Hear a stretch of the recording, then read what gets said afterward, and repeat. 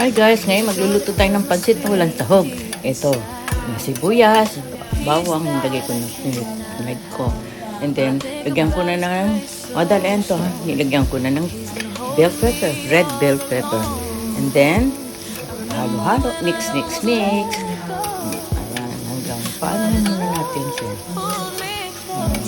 Medyo maging soft yung bell pepper.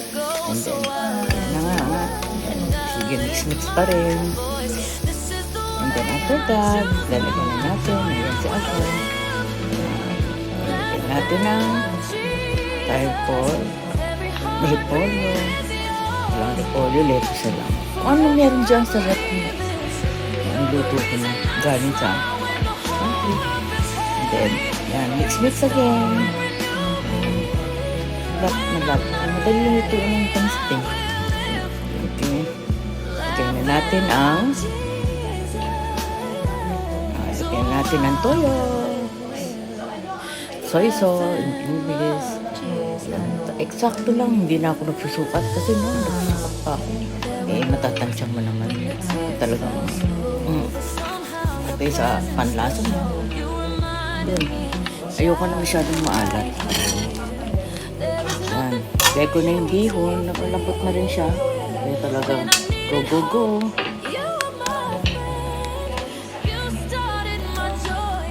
Mix lahat. Kailangan i-mix na lahat yan.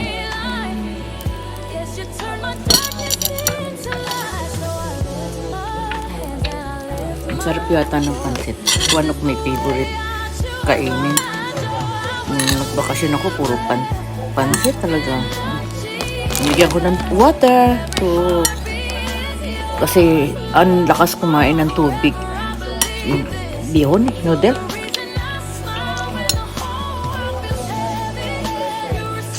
Yan. Nilagyan ko na ng mga ng pamintang, pepper. Itong pampasarap sa mix. Pero ako naglalagay ng marami kasi ayoko nang maalat din.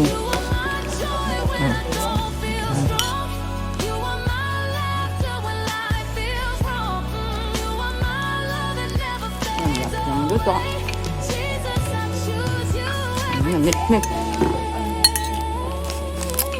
Mix and mix.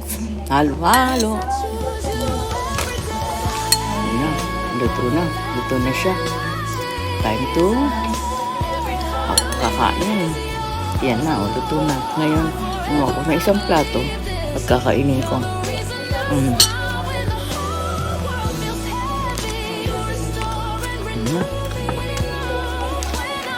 Yan. Nagsisakan ko ng kainin. May natira kasi akong chicken curry na akong nilagyan ko kalamansi, lemon pala. Yung kalamansi dito kaya lemon. Para lalong sumarap ang pansit, lalagyan ng bacon. Start now, kailangan bumelo muna ang beauty. Sarap. Tingin pa lang, masarap na eh. Umuusap. Bagong lupa.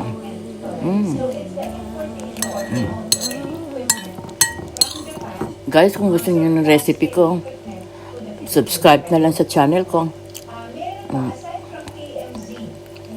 Ito madaling luto yung pancit. Ang alam niyo ba? Wala sa sahog yan.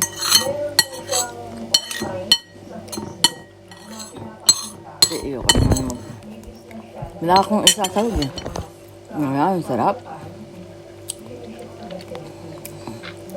Ayop.